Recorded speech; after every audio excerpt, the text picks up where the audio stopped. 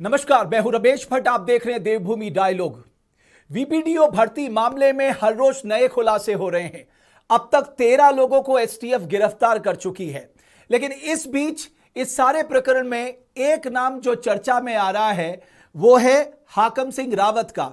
मैं आपको स्पष्ट कह दूं कि एसटीएफ ने इस बारे में कोई जानकारी नहीं दी है, लेकिन यह आम चर्चा का विषय बन गया है। और इस वक्त देवभूमि डायलॉग के मंच पे हाकम सिंह रावत जुड़ रहे हैं। बहुत बहुत धन्यवाद हाकम सिंह रावत जी, देवभूमि डायलॉग से बात करने के लिए। धन्यवाद भट्ट जी, प्रणाम। प्रणाम। सबसे पहले मैं जानना चाहता हूं इस वक्त आप हैं कहां पर, मतलब मैं आपसे कहां से आपसे बात हो रही है? आप इस समय मैं थाईलैंड में हूं, आपकी बात थाईलैंड से हो रही है जी। मुझे ये बताइए कि ये जो चर्चा चल रही है कि ये जो ये पर्चा लीक मामला है, एग्जामिनेशन पेपर लीक मामला है, उसमें कहीं ना कहीं आप इन्वॉल्व हैं, उस नेक्सस में आप इन्वॉल्व हैं, आप क्या कहना चाहेंगे? देखिए, मेरे ये समाचार पत्रों के माध्यम से और कुछ मित्र लोग मुझे व्हाट्सएप भेज रहे हैं कि ये चर्चाएं चल रही है यहाँ पे। ये बेबुनियाद चीजें हैं और बिना एविडेंस के जिन लोगों ने भी ये चर्चाएं की है, समाचार पत्रों में ये छपा है। मैं तुरंत 10 तारीख को मैं आ रहा हूँ और मैं देख रहा था 2 महीने के टूरिस्ट वीजा पे, कौन सा 2 महीने का टूरिस्ट वीजा, मेरा 11 तारीख को खत्म हो रहा।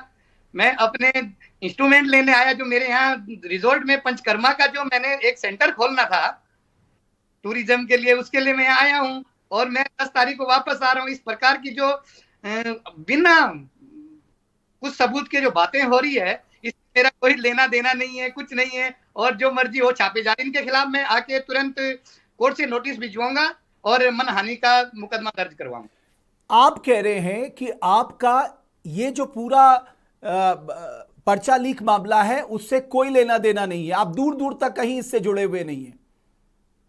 बिल्कुल नहीं, मेरा कोई मतलब नहीं। एक और बात मैं आपसे जानना चाहता हूं, आपके परिवार का कोई भी या आपके इष्ट बंधु बांधव कोई भी इस परीक्षा में पास हुआ है? नहीं, देखिए, हमारे इष्ट बंधु तो ऐसे कोई परीक्षा में नहीं हुए। अगर कोई हुए होंगे तो उससे मुझे क्या लेना देना? जो कोई मेहनत कर रहा है वो तो हुआ ही होगा, तो उसमें मेरा क्या रोल है? मैं जस्ट आपसे जानकारी चाह रहा हूं कि यहां पर यह भी चर्चा है कि आपके फैमिली से भी कुछ लोग जो हैं इस एग्जामिनेशन को पास किए हुए हैं। नहीं, मेरी मेरी मेरी मेरी फैमिली में तो ऐसा किसी ने कोई एग्जाम पास नहीं किया है।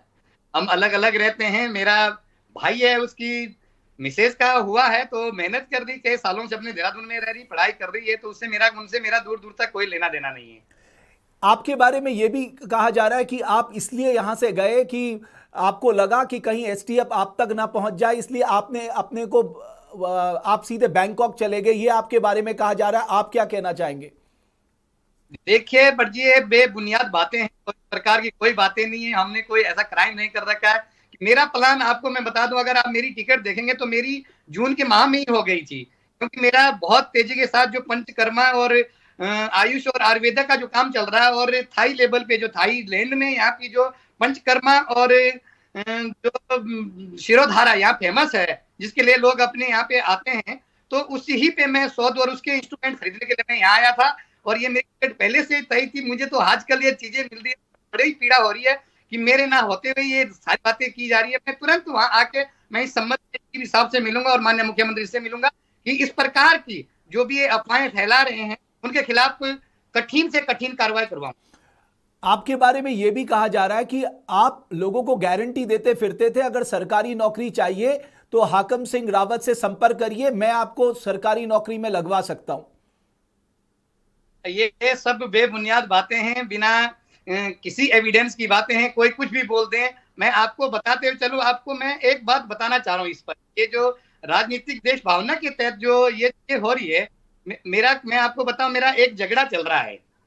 जो उत्तर काशी जिला पंचायत में आपने देखा होगा, महाभ्रष्टाचार हुआ और उस महाभ्रष्टाचार को मैंने उजागर करवाया जी। तो जो उनके जो टीम के लोग हैं, उनके जो ग्रुप के लोग हैं, ये बिना बेबुनियादी बातों को, इन सारी चीजों को ला रहे, क्योंकि वहां पे एसआईटी का डंडा चल रहा बहुत तेजी से, इतने बड़ा भ्रष्टाचार को, तो कहीं ना कहीं वो सोच रहे हैं कि इनका ध्यान इधर उधर चला जाए, तो उस ध्यान को आकर्षित करने के चक्कर से ये मुझ जैसे लोगों को भी डिफेंड करने के चक्कर में कि इनको जो कैसे कैसे बदनाम किया जाए, तो ये साजिश है, पूरी राजनीतिक देश भावना की साजिश है और ऐसा कुछ भी नहीं है। आपका फॉरेस्ट जो भर्ती मामला था उसमें आपका नाम आया था?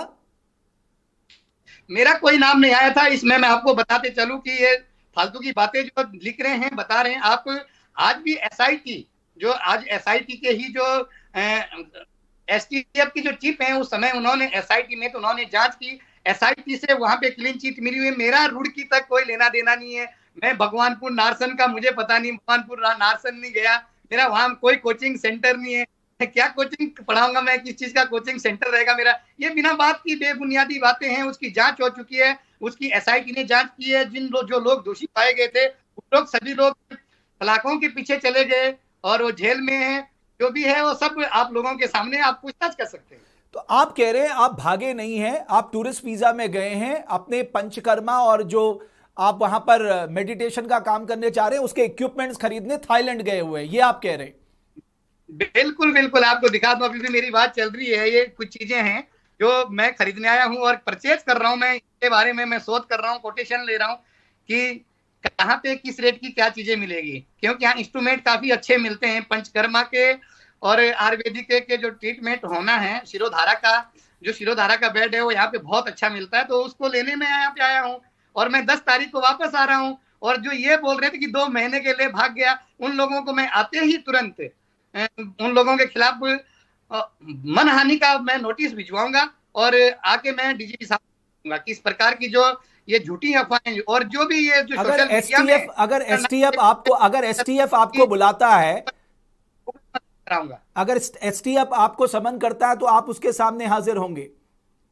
कैसी बात करती, क्यों नहीं होऊंगा, बिल्कुल होऊंगा। अगर जो भी पूछेंगे मैं बिल्कुल तैयार हूँ, कभी भी पूछ सकते हैं मेरे से। जैसे आप जुड़े हैं ऑनलाइन, जैसे ऑनलाइन में भी पूछ ले। मैं 10 तारीख को मेरी वापसी है, मेरी टिकट है 10 तारीख को, मैं 10 तारीख को आ रहा हूँ। जहां मर्जी जहां बुलाए जैसे बुलाए मैं तैयार हूँ। कोई दिक्कत थोड़ी की नहीं है कि मैं कोई भागा हूँ, भागा फिर भगोड़ा थोड़ी की नहीं हूँ कि हमने देश के साथ गद्दारी करी है क्या प्रदेश के साथ। ये जो अभी 13 लोग पकड़े गए हैं, इनमें से आप किसी को जानते हैं?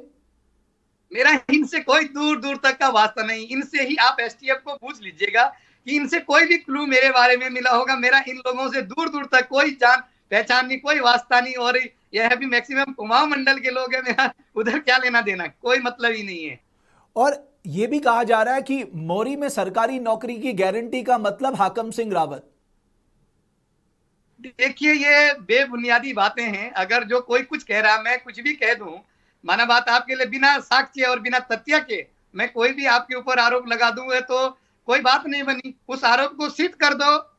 अब झूठ बोलने के लिए हमारी राजनीति है। मैं आपको बताऊं कि मैंने अभी विधानसभा में और कई लोगों को धराशायी किया। अपने भारतीय जनता पार्टी के जो कैंडिडेट हैं उनके लिए काम किया, उनको जिता के भी भेजा। यहाँ मिथक जो थे, हमने उत्तरकाशी में सारे मिथक तोड़ दिए जो भी मिथक थे।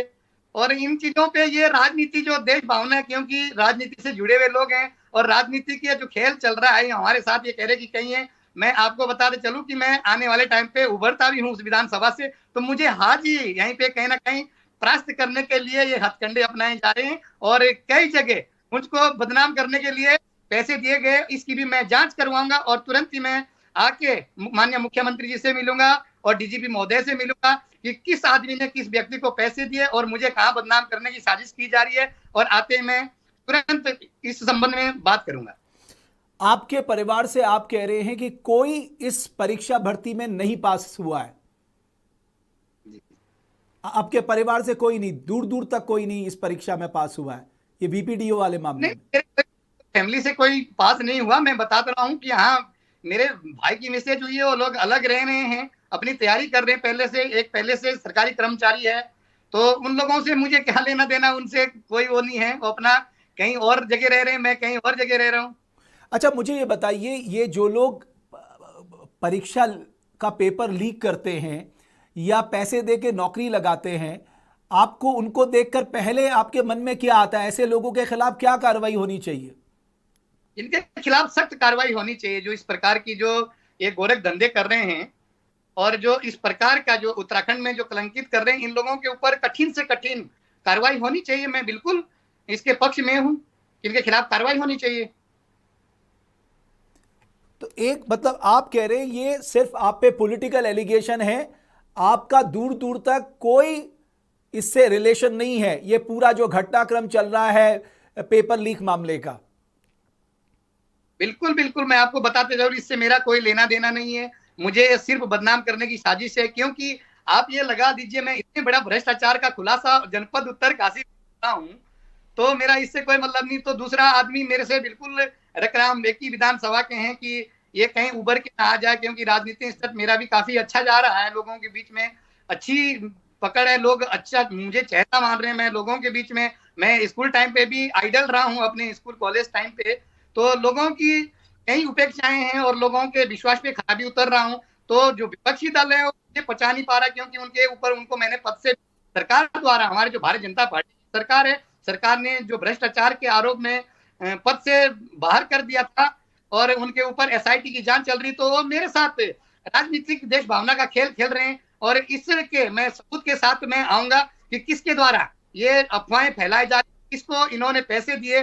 कुछ मीडिया के लोग भी है जो जिनको ये जबरदस्ती कह रहे कि आप ऐसा लिखो ऐसा लिखो, जबकि आप किसी चीज का एविडेंस पूछ के उनसे पूछो कि भाई ये है या नहीं है, या एसटीएफ को पूछो या कहीं अन्य जगह पूछो कि बिना सबूत के आप ये बातें लिख रहे हैं। और उसमें एक आदमी है, इन आदमियों में सबूत के साथ दूंगा कि इन दो आदमियों की कैसे कैसे बातें हो रही, कब इनका लेन देन हुआ, और ये सारी साजिश मुझे फंसाने की जो साजिश चल रही है, इनका दूध का दूध पानी का पानी। मैं जैसे ही मैं वापस देहरादून लौटूंगा 10 तारीख को, तुरंत मैं प्रेस को कॉन्फ्रेंस करके और माननीय मुख्यमंत्री जी को मिलकर और डीजीपी महोदय जी को मिलकर इनके बारे में मैं पूरे साक्ष्य दूंगा और बताऊं कि ये मुझे बदनाम करने की कोशिश कर रहे हैं और भारतीय जनता पार्टी की सरकार को बदनाम करने की कोशिश कर रहे हैं। ये दूसरे जो लॉबिंग के व्यक्ति हैं, ये लोग मेरे साथ राजनीतिक देश भावना का खेल खेल रहे हैं। एक और बात मैं जानना चाहता हूं, ये टाइमिंग पे सवाल उठ रहा है कि एक तरफ यहां पर धरपकड़ चल रही है ऐसे लोगों की जो इस बड़े स्कैम पे इन्वॉल्व हैं, दूसरी तरफ आपका बैंकॉक चले जाना अचानक 10 दिन पहले। आप कौन सी तारीख को गए हैं? मैं 27 तारीख को आ गया था। 27 को आप गए हैं। आपकी टिकट कब कराई थी आपने? मैंने जून में करा दी थी अपनी टिकट। अच्छा, आपने जून में, जून तारीख बता सकते हैं आप? ये जून में, मैं बताऊं आपको, ये 27-28 जून की आसपास की बात है। 27-28 जून की आसपास की बात है। मैं जी, फिर आपसे एक आखिरी सवाल पूछ रहा हूं कि आप जी किसी भी तरह से दूर दूर तक इस पूरे स्कैम में या इससे पहले जितने भी स्कैम हैं उस पे इन्वॉल्व कभी नहीं रहे? बिल्कुल कभी नहीं रहे, कभी भी आप पूछ लीजिए। अब खबरें कहीं भी कोई भी उछाल दें किसी भी पोर्टल के माध्यम से या कहीं भी समाचार पत्रों के माध्यम से बिना तथ्यों के, तो ये बहुत गलत बात है। चलिए हाकम सिंह जी, बहुत बहुत धन्यवाद। आप आए, आपने अपनी बात रखी।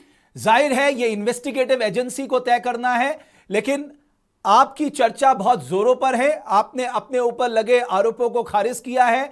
आपकी किसी पॉलिटिकल लीडर से बात हुई इस बारे में कि आपको टारगेट किया जा रहा है करके?